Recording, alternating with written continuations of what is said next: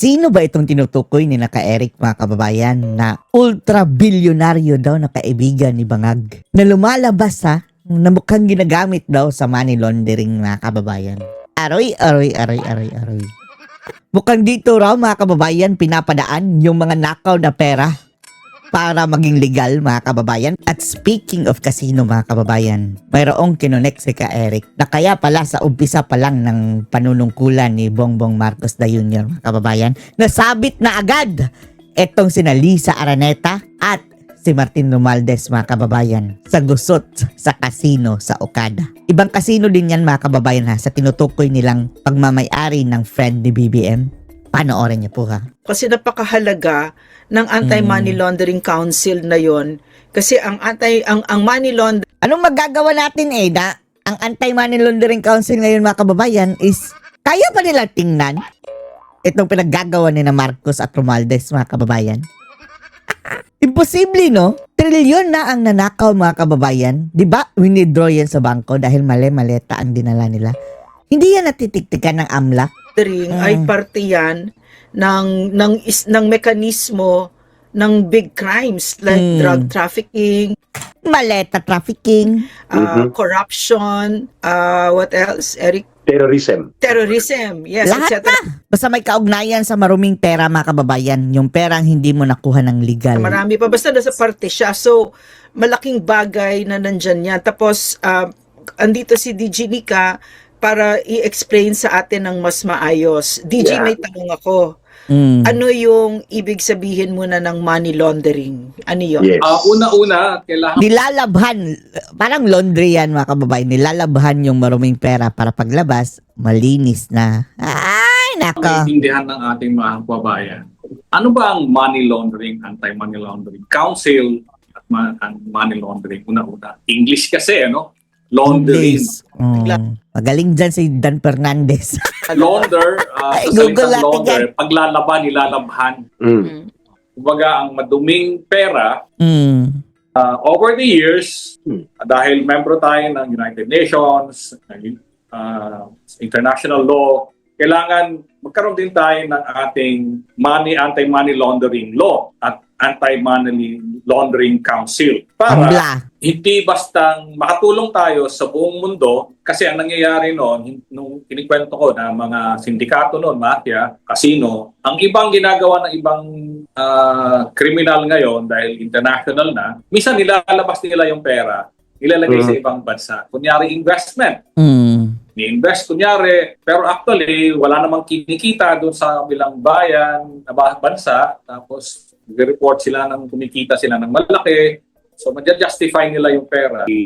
An employee, an ordinary employee sa Bureau of Customs, and then on a weekly basis you deposit 1 million. Grabe, red flag yun.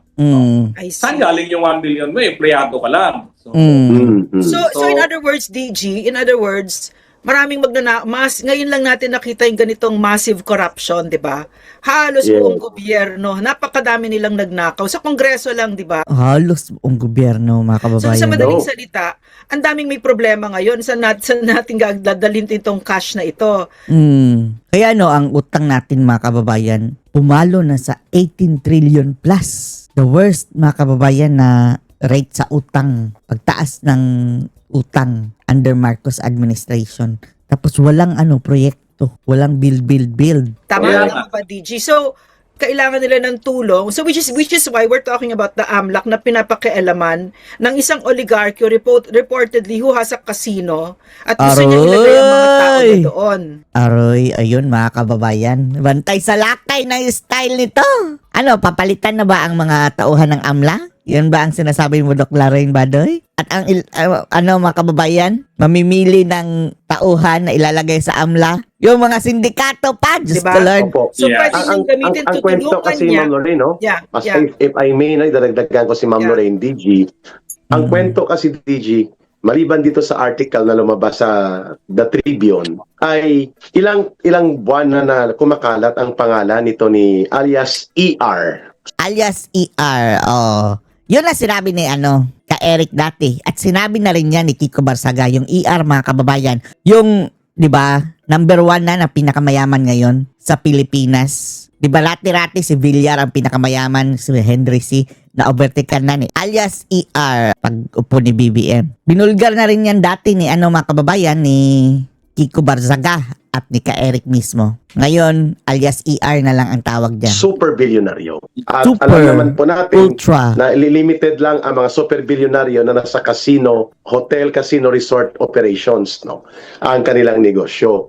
Lumalabas ang pangalan niya dahil dito po na-trace itong mga hundreds of billions of pesos Wow, na hundreds of pinapatalo billions. ng mga tauhan ni I see. Bunuan, like si Bernardo, DPWH. Pinapatalo doon mga kababayan para mag-serve as income na sa casino. Tapos, ano bang style nila dyan? Kasabwat nila si yung casino? Mukhang lumalabas sa ganyan mga kababayan ang punto ni Ka-Eric eh. yes, Bryce. si Alcantara, si Bryce Hernandez, and many more na tumutugma doon sa mga Cabral files na natitrace dito pumapasok sa casino ni super bilyonaryo ER. ER. Oh. Ngayon, lumabas itong balita na binanggit ni Ma'am Lorraine DG Alex Monteagudo, sir, na mukhang konektado din siya sa Malacanang.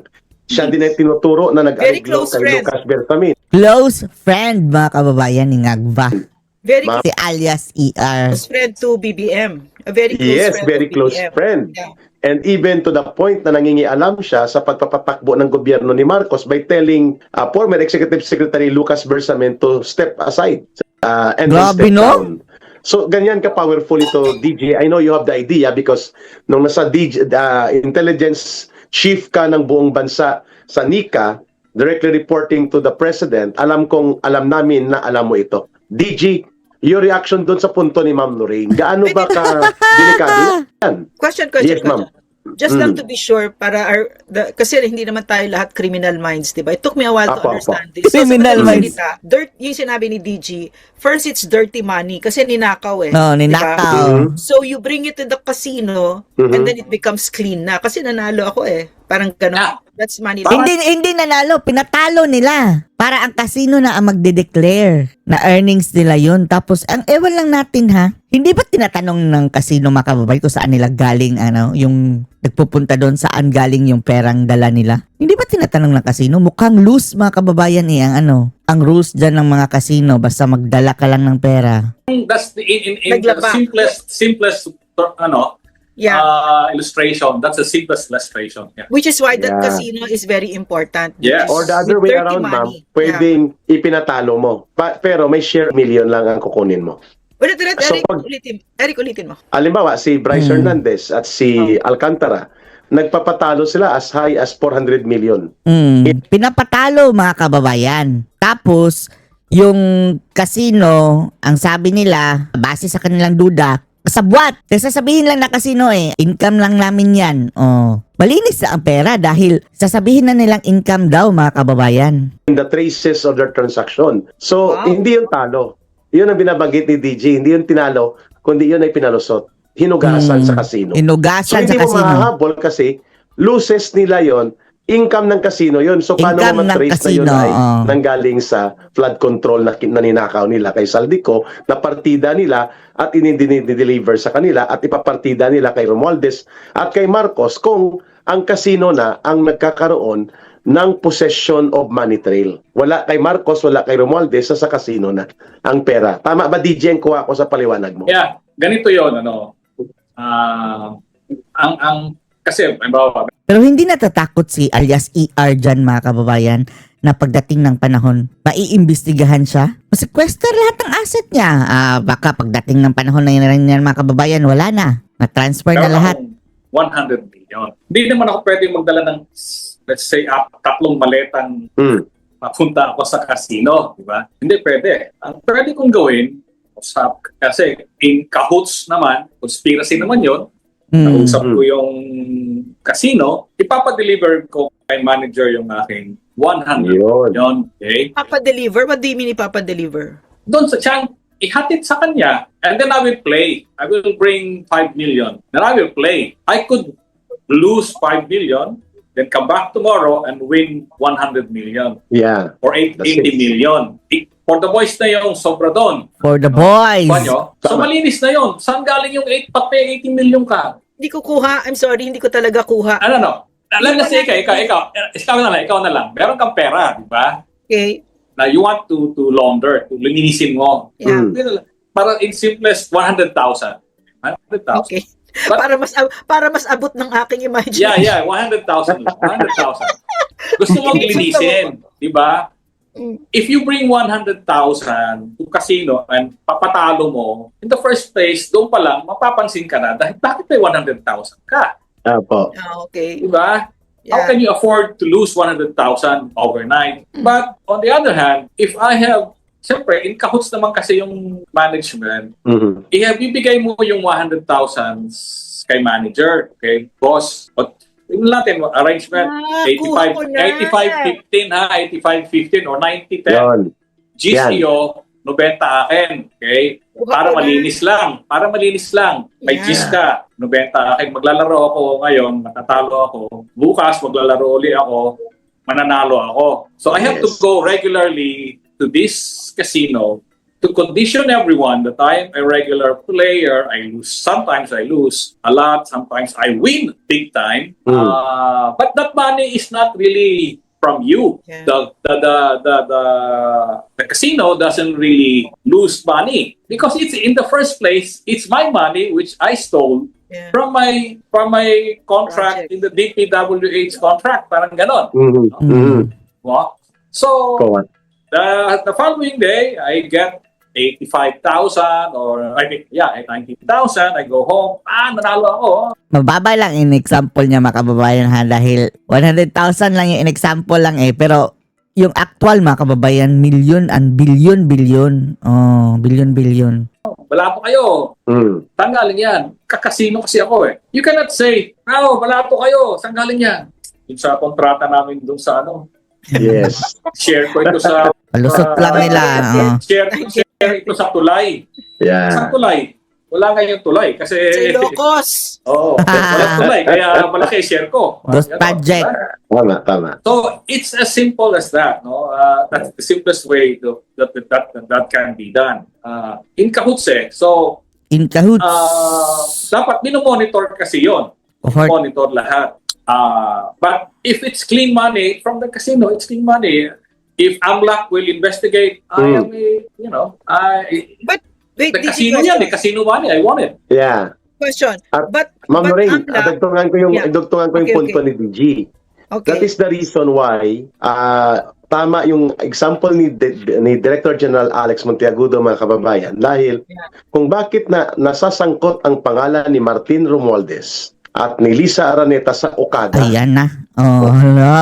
Okada pala mga kababayan. Oo nga no. Kaya nga no, bakit sabi natin, anong pakialam nila sa mga kasino? Okada Ayan Manila. pala. Casino. May kaso sa Delaware.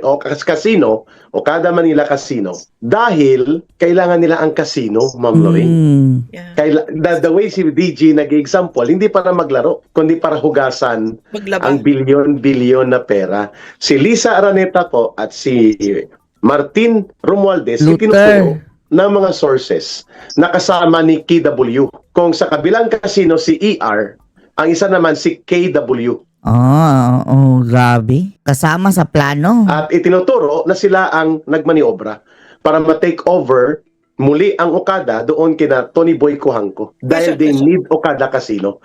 Diyon pumapasok ang example ni DJ Alex because billions of money ang nakuha sa smuggling sa agriculture. Yan. Pati mga kasino, mga kababayan na dapat investigahan. Question. Akala ko ba ang AMLAC ay it's an independent body therefore, right?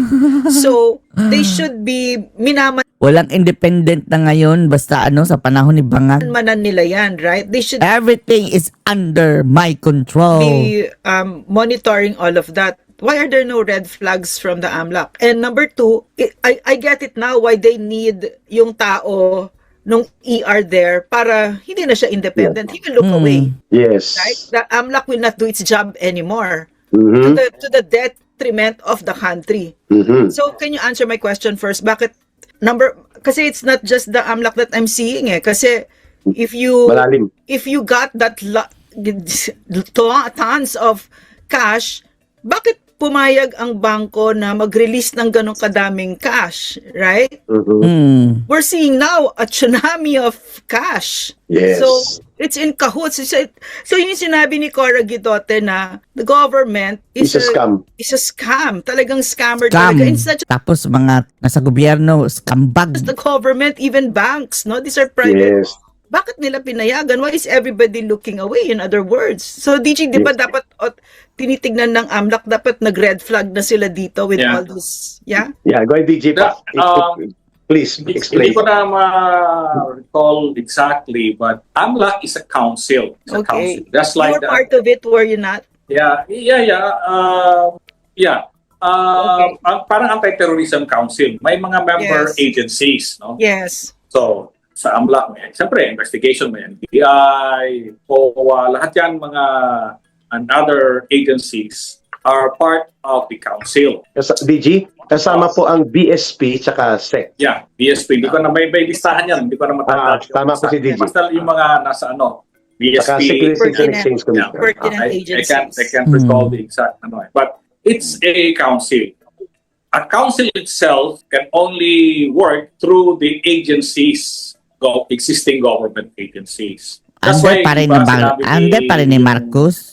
Political analyst na it's a conspiracy right Conspiracy nga. now. What's happening to nangyayari sa ating bansa ay conspiracy. Lahat ng ahensya ng gobyerno ay ginagamit at na control na ng administrasyong BBM to such a point that they no longer perform their function as to protect the interest of the people, but the interest of the few political figures.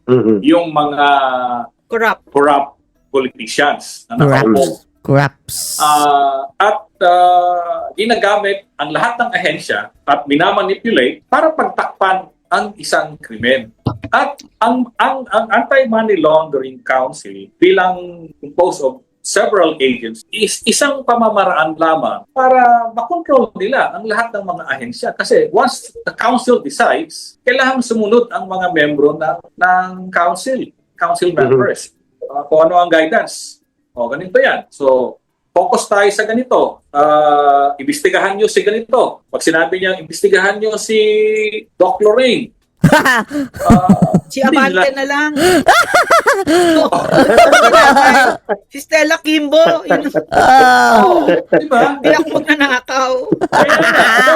They can always issue that instruction na ito ang priority nyo. Yung mga magnanakaw, ay wag yan. Itong mga kakampi ko, investigate that. Si Lorraine na damay That's pa. the danger when yung sinasabi yung sila ER and other political players want to control the AMLAC, and practically I think they have already done that. That's why sabi mo nga nagpapalipat na or ano na yung executive director. Yes sir, confirm And sir. it only confirms last week. Yeah. Yan mga kababayan, yung mga tauhan sa AMLA, ni-reshuffle. It only confirms further that they really, ang itong mga magnanakaw na Sige. Madadamay kayo sa kaso. Later on, bumangag kayo lahat. Sige. Dapat isilya electric kayong mga buang na yan, mga kababayan. criminal. Kasi, kagaya sabi ko na umpisa, di ba? Yung mga sindikato nung panahon sa Amerika, mga mafia, hinuhugasan nila ang pera. Ngayon, kailangan hugasan din yung pera. So, hugasan nila. Pero kung may mag-iimbestiga, kasi may kasabihan kami sa investigasyon o sa terorismo, follow the money trail. Money trail. Follow the money trail and you will identify kung sino yung mga ulo doon, sino nang pasimula noon. Ang money trail. So, yun ang kanilang gustong burahin, yung money trail. And they can all do that. And that's why I think they were there. Kaya sila nakatingin ngayon sa AMLAC because AMLAC can help them prevent this from happening. And it's only 2 years. In 2 years, election na. Yeah. Anong mangyayari? So, ngayon, they have to start cleaning the money trail, stop erasing everything there. Kasi ang dami nilang ninakaw. See, Ang dami nilang in ninakaw. case Inday becomes president, because Inday will become president. Yeah. So, they have to prepare for that. And I think they're preparing for that because they cannot really, Agree. they have to prepare for the worst, sabi nga nila. So we are hoping for the best, that they will still remain in power and still continue to steal money from the people. I have a question, Gigi. I have a question. I don't know if it's a stupid question, but what's in it for these government officials that are colluding with ER? What do they get out of it? Masisira yung pangalan nila. Mag-hope sila na makalusot I sila. mean, isa na stupid question. Malaking kita kasi ma'am, si ER kasi ma'am nakalangoy sa politika. I think si super bilyonaryo ER is Ang isip nila mga kababayan, kung nasa atin na ang napakaraming pera, gagamitin natin ito na makalusot lang later on mga kababayan. Yung perang ninakaw nila, gagamitin lang din para lumusot sila. also in control of NUP, National Unity Party, with more than 42 or 43 members sa Kongreso. It's a second block, largest block in Congress. Sila Rooney Puno kasama dyan, no? Sa kay ER. So, yung tanong mo kay DG, malaking bagay yan, Ma'am Lorraine, kung magkakaroon ka ng both economic, financial, as well as political influence sa isang key major player doon sa politika at ekonomiya ng bansa. Yun ang hinahabol nila. Go ahead, DG. Go ahead. Hindi. Tama nga sabi ni Ka Eric na napakalaking figure nung pinag-usapan nating tao. Very powerful, very rich, super rich. Yes. Ultra bilyonaryo. Siyempre, he has to protect his own interest. And probably, people are dealing with him because he can help them launder. Mm-hmm. I have a question. Kasi ako, halimbawa ako, may pera ako, sandali. May pera ako. Yeah. Hinakaw ko. Yeah. Paano ko ilo-launder aside from the casino? Mm-hmm. I can always, contact a Chinese businessman, alam kong super rich na close sa akin. And I will say, I have 500,000. I borrowed this money from this Chinese guy. Mm-hmm. The BIR asks me, sabihin niya, he borrowed it from me. Sino yun? Napakayaman nun. You can always lend me that much money. Yeah. Paano ka nakapag-invest ng 500 dito? I borrowed it from him and I'll pay him. Correct. That's the point. The connection will help me. And he doesn't really have to lend me the money. I already have the money. But I'll just make it appear that I borrowed it from him. Wala na. It's not. Mga ganung bagay. Question. Do we not have a law? Kasi in China, bawal ang mga oligarky makialam sa gobyerno eh. Do we not have a law where these oligarchs Palihim are nila not yan, allowed ginagawa to interfere with matters of government? None? Wala, ma'am. They are. Para maging lehitimo ang kanilang pangingialam, DG, correct me if I'm wrong, pumapasok sila sa political parties. Yung open political party system like the late Danding Kuhangko. Yeah. May political party sa Nationalist People's Coalition. Bumubuo siya ng mga linya, partido. Yes, tama. DG. When you talk about ER, mayroon siyang National Unity Party. When you talk about RSA, Ramon Ang, mayroon din po siyang political party na nilalangoyan. May party list pa nga ang isang anak niya at lumalangoy din sa loob ng Kongreso. Grabe, And also si Manny Pangilinan. Ang mga kamay ng mga oligarko, mga kababayan, no? So, yung pangingialam direkta sa politika mula sa oligarko na nagkokontrol ng ekonomiya, nabibigyan ng dugtungan sa pamamagitan ng political party system nila, na nilalangoyan nila at kinokontrol. Yun ang binabanggit ni DG kanina, na kung ikaw ay politiko at kailangan mo ng pondo o magpalusot ng pondo na itago mo na mayroon kang koneksyon sa panipaniwalang source, you have to learn how to maglangoy sa ganitong uri ng mga personalidad kagaya ni ER at nila ng iba pang kapariho niyang super bilyonaryo na mayroon ding political connections at economic control and monopoly sa ilang aspeto ng negosyo, Ma'am Lorraine. Yeah, but what it means is magsasuffer ang OFWs natin. Lahat. Yes, definitely. Hindi lang OFW, lahat magsasuffer. I mean, they're talking about billions and trillions. Pero for the Filipinos on the ground, what that means is for every Filipino, yung tao na nakakaramdam ng peso more or less, tayo yung magsasuffer. 'Di ba? Dahil sa kasakiman nila. Tsaka wala na bang bayan-bayan dito sa mga walang yangto? 'Di ba? Puro ganyan na lang. Ano pala gusto nila? Salaksakin nila. Honestly, I don't understand what they do with that money. Do they eat it?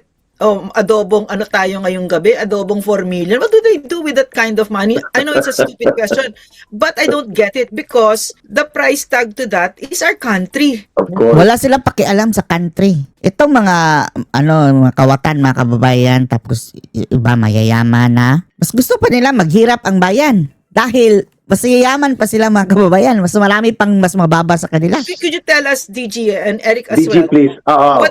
What are the consequences to this to our country? Because we're talking about billions and trillions, and in my mind, because you're right here in front of me, the Barangay Development Program, 20 million, changed the lives of millions of our countrymen. Diba? Talagang bumuti ang buhay nila dahil sa kasakiman nilang mga ito. I think, I don't know, my gut feel is that it's the other way around than what they're doing now. Knowing, alam nila na may nangyaring flood control funds na ninakaw. Hindi naman natin sabihin hindi ninakaw yun, talagang ninakaw. Yeah.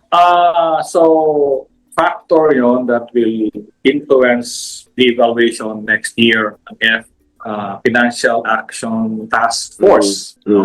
Maglagay ulit tayo sa gray list. Sa totoo lang, katingin ko, ayaw din nila. Kasi mas pahihirapan na sila ngayon mag-move ng money from the Philippines. Their money to abroad, i-monitor na yan, kasi kung naka-gray list na tayo, mas mahihirapan sila. Again, mahihirapan sila. Pag nag-gray list tayo, mas mahihirapan sila. Mahihirapan din sila. Kasama sila sa mahihirapan. Tama. Kahit na yung casino, DG, kahit yung casino? Oo, yung mga money laundering nila, i-monitor lalo eh. Monitor pa rin tayo ngayon. No? But pag naka-gray list ka, mas lalo kang nasa watch list ka eh. Pero yung presumption mo kasi, yung magfa-flag sa'yo ay independent. Pero pag yung tao nila yung nandun na sa loob, that person will look away. Ang point ko, Nico. Sige. Lulutuin nga nila eh. Lulutuin nila ang mga reports nila sa FATF. Yun. Para lalabas na walang mga money laundering cases dito. Teka muna, DG, ganun ba ang level ng FATF? Ang alam ko, pulido sila eh.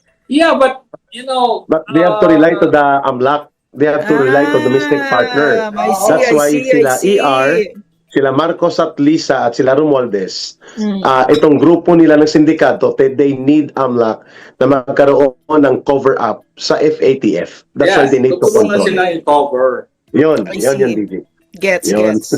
Para bang... Criminal mind talaga to si Eric. Para bang gets diba? Niya. Para bang investigasyon ng pulis o ng NBI. Okay? Para, ako, may insidente dito, lutuin natin yan. Palitan mo yung investigador. Yes, yun. Lagay mo yung investigador ko, bata ko yan. Hala ka na dyan. That's it. So, ang report nila, hindi ako ang pumatay. Ganon. Si Jose Rizal ang pumatay. Report nila na ganon. So, parang ganon ang sa tingin ko na objective. That's why they need their own people because, if they will be impartial and objective, the AMLAC will perform their function honestly, with integrity and everything. They will have to report, including the flood control, etc., etc. Yeah, agree. But if kanila yun, they're going to say, ICI has already resolved it. People have been jailed. Jail now, it's clear na, natigil na yan, etc. But my understanding of the FATF is that they are bloodhounds. They really know to sniff out, diba? They might still put us in the gray list. It's not a guarantee. But kung ikaw sila, if you put yourself in the shoes of these people who stole billions and billions of pesos from our people, it's worth the try. Sabi ko nga, cover us all bases. They're trying to cover all the bases. Sa baseball pa, bantayan mo yan, bantayan mo lahat. Para walang mahanapan. At least, kung malusutan man, we try to cover that. So, So ano masasabi dito, mga kababayan? Post to comments below.